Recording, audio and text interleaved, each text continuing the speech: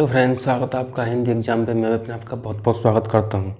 आज हम पढ़ने वाले हैं वाच्य। वाच्य से जो आपके एग्जाम में प्रश्न पूछे जाते हैं बहुत ही महत्वपूर्ण होते हैं, क्योंकि यहाँ से आपके एग्जाम में 1 से 2 प्रश्न पूछे जाते हैं। क्योंकि यह जो कि चैप्टर बहुत ही महत्वपूर्ण है, यानी वाच्य। वाच्य को जैसे वाच्य की जो परिभाषा है, जैसे क्रिया के जिस रूप से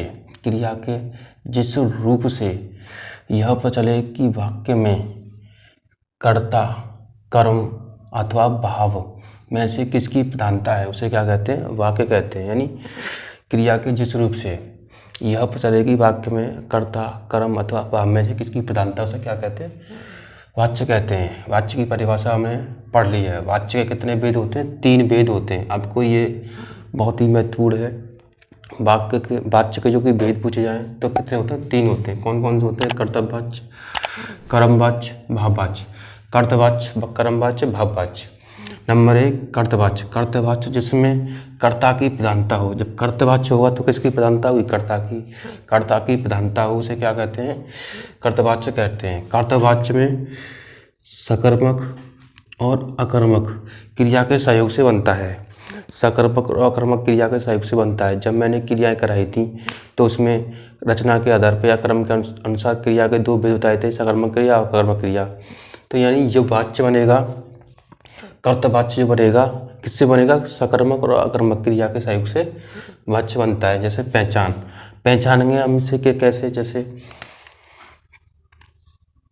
इसके माध्यम से हम पहचानेंगे, जैसे जिसमें कर्ता खुद कार्य करने की चेष्टा करता है। यानी जैसे मैं कहता हूँ कि मैं यहाँ आपको बोर्ड पे पढ़ा रहा हूँ, तो मैं खुद पढ़ा रहा हूँ, कोई और नहीं पढ़ा रहा है, तो मैं खुद कार्य कर रहा हूँ। तो इस प्रकार से हम इसको पहचानेंगे। यानी खुद यहाँ पे कोई कार्य कर रहा है तो कैसा होता है? कर्तव्यवाच्य होता है। कर्तव्यवाच्य के उदाहरण से समझते, जैसे राम ने दूध पिया। राम किसी और के द्वारा दूध पिया जाएगा या खुद दूध पिएगा? तो खुद दूध पिएगा राम क्या हुआ? खुद दूध पिएगा। सीता गाती है, खुद गाती है। तो इस प्रकार से आप आसानी से भी पहचान सकते हैं, यानी खुद के द्वारा करके। मैं स्कूल गया, खुद स्कूल गया। तुम जा रहे हो, खुद जा रहे हो। लड़की केला खा रही है, खुद केला खा रही है। यानी यहाँ पे जो कार्य किया जाएगा खुद के द्वारा कार्य किया जाएगा, किसी और के द्वारा कार्य नहीं किया जाएगा, यानी स्वयं वर्क करेगा। इस प्रकार से आप इनको पहचान सकते हैं। आपका नंबर 2 है कर्मवाच्य। कर्मवाच्य जिसमें कर्म की प्रधानता होती है। जब कर्मवाच्य होगा इसमें कर्म की प्रधानता होती है, और यह जो वाक्य बनेगा सकर्मक क्रिया के सहयोग से बनता है। क्योंकि जब कर्मवाच्य होते हैं, जब हमने सकर्मक क्रियाएं पढ़ी थी, क्योंकि जिसका फल किस पे पड़ता हो? कर्म पर पड़ता हो। जब कर्म पर पड़ेगा तो वाक्य किससे बनेगा? सकर्मक क्रिया के। क्योंकि आसान बात है। इसको पहचानेंगे कैसे?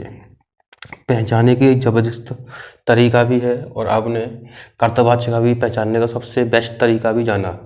अब हम इसको कर्मवाच्य को पहचानने का सबसे अच्छा तरीका, जैसे इसमें कार्य किसी के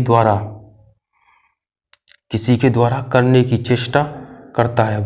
जो वाक्य होता है, वाक्य में कार्य जो करेगा किसी के द्वारा कार्य किया जाएगा, इसमें यह इसकी पहचान है। सबसे अच्छा तरीका है वाक्य में कार्य किसी के द्वारा किया जाएगा। जैसे लेख लिखा गया, और लेख लिखा जाएगा तो किसी ने यहाँ पे लिखा होगा, लेख या खुद लिखेगा? किसी के द्वारा लेख लिखा गया होगा। इसी प्रकार पानी पिया गया होगा, पानी पिया गया यानी किसी के द्वारा पानी पिया गया। तो इस प्रकार से हम इनको पहचान सकते हैं।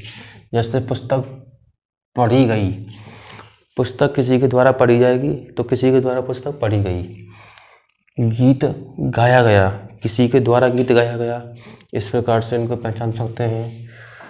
पुलकित ने पुस्तकें खरीदी, किसी के द्वारा पुस्तक खरीदी। तो इस प्रकार से इनको क्या करेंगे? पहचान सकते हैं। इसी प्रकार नंबर 3 है भाववाच्य। भाववाच्य क्या होते हैं? भाववाच्य जिस वाक्य में क्रिया के भाव की प्रधानता हो। किसकी प्रधानता हो? भाव की प्रधानता हो। और यह वाक्य किसके सहयोग से बनता है? अकर्मक क्रिया के सहयोग से बनता है। जिस वाक्य में क्रिया के भाव की प्रधानता हो, जो भाव हो उसकी प्रधानता हो, क्या कहलाते हैं? भाववाच्य कहलाते हैं। और यह क्रिया किसके सहयोग से बनती है? अकर्मक क्रिया के सहयोग से बनती है। आपको ये भी एग्जाम में पूछा जा सकता है। इसकी जो बेस्ट तरीका है, यानी पहचान है, नहीं से पहचानते हैं, क्योंकि इसके सभी वाक्यों में क्या होता है, नहीं लगा होता है। जैसे वाक्य में नहीं शब्द आता है, ज़्यादातर रहता है इसके वाक्य में क्या होता है, नहीं शब्द आता है। पर आपको ये भी ध्यान रखना है, क्योंकि इसे गुप्त भी पूछा जा सकता है। जैसे मैंने बोला यह मत खाओ, क्योंकि यहाँ नहीं छिपा हुआ है, तो ये इस प्रकार से इनको भी पहचान सकते हैं। जैसे उदाहरण से मुझसे चला नहीं जाता, तो चला नहीं जाता कैसा वाक्य होगा, भाववाच्य होगा। इसी प्रकार से उससे चुप रहा नहीं जाता, तो उससे चुप रहा नहीं जाता, तो रहा नहीं जाता तो कैसा होगा, भाववाच्य। मोहिनी से असा नहीं जाता, तो क्या है, नहीं जाता। तो इस प्रकार से आप पहचान सकते हैं। इसी प्रकार लेख लिखा नहीं जाता, तो इसी प्रकार से इनको लिखा नहीं जाता को तो कैसा वाच्य है, भाववाच्य है। पर पक्षियों से उड़ा नहीं जाता, तो पक्षियों से उड़ा नहीं जाता तो कैसा वाच्य है, भाववाच्य है। रोहन से उठा नहीं जाता, तो कैसा वाच्य है, भाववाच्य है।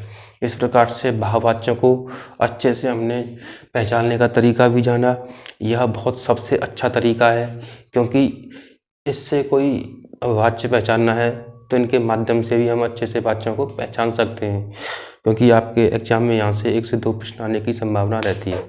वीडियो अच्छी लगे तो दोस्तों लाइक करें, चैनल को सब्सक्राइब करें और बेल आइकन को ऑन करके रखें, जिससे हमारी वीडियो सबसे पहले पहुँचे। धन्यवाद।